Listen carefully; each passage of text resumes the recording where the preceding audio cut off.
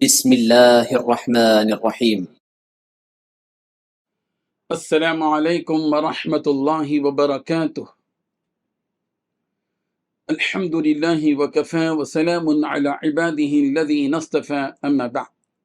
حاضرین و ناظرین، یہ درس نمبر 2164 ہے، اور آج سورۃ الطلاق کی 2 آیتوں کی تلاوت و تشریح کی جائے گی، آیت نمبر 2 اور 3۔ اعوذ باللہ من الشیطان الرجیم، بسم اللہ الرحمن الرحیم۔ فَإِذَا بَلَغْنَ أَجَلَهُنَّ فَأَمْسِكُوهُنَّ بِمَعْرُوفٍ أَوْ فَارِقُوهُنَّ بِمَعْرُوفٍ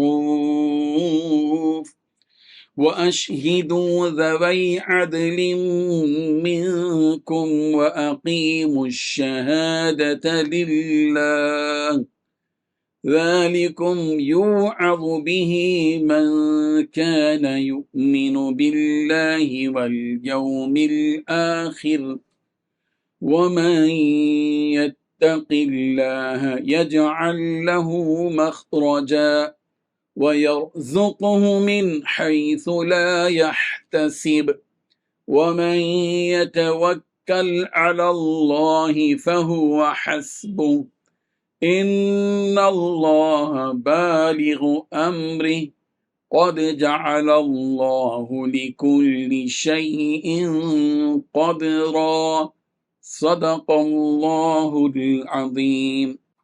لفظی ترجمہ یوں ہے، فَإِذَا پھر جب بلغنا وہ پہنچیں، اجلہن اپنی عدت کو، فَأَمْسِكُوهُنَّ تو تم روک رکھو انہیں، بمعروف معروف طریقے سے، او یا فارقوہن جدا کر دو انہیں، بمعروف معروف طریقے سے، واشہدوا اور تم گواہ بنا لو، ذوی عدل وہ 2 صاحب عدل آدمی، منکم اپنوں میں سے، واقیموا الشہادہ اور قائم کرو گواہی، للہ اللہ کے لیے، ذالکم یہ یوعظ نصیحت کی جاتی ہے، بھی اس کی، من اس شخص کو جو کانا ہے، یؤمن ایمان رکھتا، باللہ اللہ پر، والیوم الآخر اور یوم آخرت پر، ومن یتق اللہ اور جو کوئی ڈرتا ہے اللہ سے، یجعل تو وہ بنا دیتا ہے، لہو اس کے لیے، مخرجا نکلنے کا راستہ، وَيَرْزُقُ اور وہ رزق دیتا ہے، من حیث جہاں سے لا يحتسب گمان نہیں کرتا، وَمَن يَتَوَکَّلْ اور جو کوئی توکل کرے گا،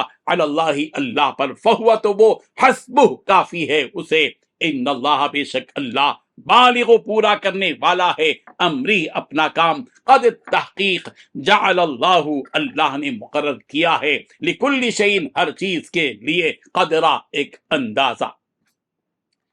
ترجمہ یوں ہے، پھر جب وہ عورتیں اپنی عدت کی میعاد کو پہنچنے لگیں تو تم یا تو انہیں بھلے طریقے پر اپنے نکاح میں روک رکھو، یا پھر بھلے طریقے سے ان کو الگ کر دو، اور اپنے میں سے 2 ایسے آدمیوں کو گواہ بنا لو جو عدل کرنے والے ہوں، اور اللہ کی خاطر سیدھی سیدھی گواہی دو۔ لوگو، یہ وہ بات ہے جس کی نصیحت اس شخص کو کی جا رہی ہے جو اللہ پر اور یوم آخرت پر ایمان رکھتا ہو، اور جو کوئی اللہ سے ڈرے گا، اللہ اس کے لیے مشکل سے نکلنے کا کوئی راستہ پیدا کر دے گا، اور اسے ایسی جگہ سے رزق عطا کرے گا جہاں سے اسے گمان بھی نہیں ہوگا، اور جو کوئی اللہ پر بھروسہ کرے تو اللہ اس کا کام بنانے کے لیے کافی ہے۔ یقین رکھو کہ اللہ اپنا کام پورا کر کے رہتا ہے، البتہ اللہ نے ہر چیز کا ایک اندازہ مقرر کر رکھا ہے۔ ان 2 آیتوں میں 9 باتیں بیان کی گئی ہیں۔ پہلی بات، پھر جب وہ عورتیں اپنی عدت کی میعاد کو پہنچنے لگیں تو تم یا تو انہیں بھلے طریقے پر اپنے نکاح میں روک رکھ لو، یا پھر بھلے طریقے سے ان کو الگ کر دو۔ دوسری بات، اپنے میں سے 2 ایسے آدمیوں کو گواہ بنا لو جو عدل کرنے والے ہوں۔ تیسری بات، یہ گواہ اللہ کی خاطر سیدھی سیدھی گواہی دیں۔ چوتھی بات، لوگوں یہ وہ بات ہے جس کی نصیحت اس شخص کو کی جا رہی ہے جو اللہ پر اور یوم آخرت پر ایمان رکھتا ہو۔ پانچویں بات، جو کوئی اللہ سے ڈرے گا، اللہ اس کے لیے مشکل سے نکلنے کا راستہ پیدا کر دے گا۔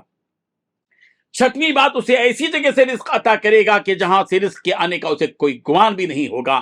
ساتویں بات، جو کوئی اللہ پر بھروسہ کرے تو اللہ اس کا کام بنانے کے لیے کافی ہے۔ آٹھویں بات، یقین رکھو کہ اللہ اپنا کام پورا کر کے ہی رہتا ہے۔ نویں بات، اللہ نے ہر چیز کا ایک اندازہ مقرر کر رکھا ہے۔ بزرگان محترم، پچھلی آیت میں اللہ تبارک و تعالیٰ نے عورت کو طلاق دے کر عدت کا انتظار کرنے کے لیے اسے گھر میں رکھنے کا حکم فرمایا تھا۔ جب طلاق کی عدت یعنی 3 حیض ختم ہونے آئیں تو اگلا قدم کیا ہونا چاہیے؟ ان آیتوں میں ہدایات جاری کی جا رہی ہیں کہ جب عورت کی جو عدت ہے وہ ختم ہونے کے قریب آ جائے تو تم اسی وقت فیصلہ کرو کہ تمہیں اس عورت کے ساتھ رہنا ہے یا پھر اسے طلاق ہی دینا ہے۔ اگر تمہارا ارادہ بدل گیا ہو اور تم اسے اپنے نکاح میں رکھنا چاہتے ہو تو عدت کے ختم ہونے سے پہلے ہی اس سے رجوع کر لو، اور رجوع کا حکم طلاق رجعی میں ہے کہ اگر طلاق رجعی تھی تو اب شوہر اس عورت سے رجوع کر لیں، اور رجوع کا طریقہ بہتر تو یہ ہے کہ اپنے رجوع کرنے پر 2 عادل اور نیک آدمیوں کو گواہ بنا لے کہ میں اپنے طلاق سے رجوع کرتا ہوں، ورنہ اگر شوہر اپنی بیوی سے بوس و کنار یا جماع کر لے تب بھی رجوع ثابت ہو جاتی ہے۔ لیکن قرآن نے جو 2 گواہوں کو اختیار کرنے کا حکم فرمایا وہ اس لیے کہ لوگوں کی بدگمانی اور تان وغیرہ سے بچ سکے،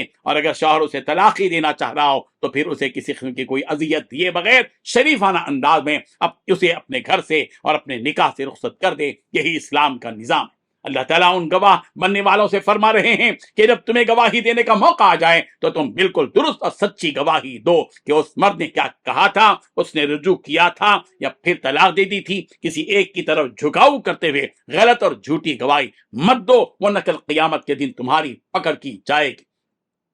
یہ تمام باتیں اور فیصلے جو اللہ تبارک و تعالیٰ نے سنائے ہیں ان کے ذریعے وہ اپنے ایمان والے بندوں کو جو اللہ پر اور آخرت پر ایمان رکھتے ہیں نصیحت فرما رہے ہیں۔ اس لیے کہ اللہ تبارک و تعالیٰ کے احکامات کو ایک مومن ہی تسلیم کرتا ہے، اس اعتبار سے نصیحت بھی انہیں ہی کی جا رہی ہے۔ اور فرمایا کہ جو اوامر کے بجا لانے میں اور نواہی کے بچنے میں اللہ تعالیٰ سے ڈرتا رہے گا تو اللہ تعالیٰ اس عمل کے ذریعے اس کی راحت اور فراوانی کے ایسے دروازے کھولے گا کہ وہ حیران رہ جائے گا اور اسے اپنی آنکھوں پر یقین نہ ہوگا۔ یعنی اللہ تبارک و تعالیٰ کا ڈر جس کے دل میں پیدا ہو جاتا ہے، جو تقوی اختیار کرتا ہے، اللہ تبارک و تعالیٰ اس کے لیے ایسی روزی ایسی عطا فرماتے ہیں کہ جس راستے سے آنے کا اس کو گمان بھی نہیں تھا، اللہ اسی راستے سے اس کو وہ رزق عطا فرماتے ہیں۔ اللہ تبارک و تعالیٰ ان حقائق کو سمجھنے کی توفیق عطا فرمائے۔ آمین۔ وآخر دعوانا الحمد للہ رب العالمین۔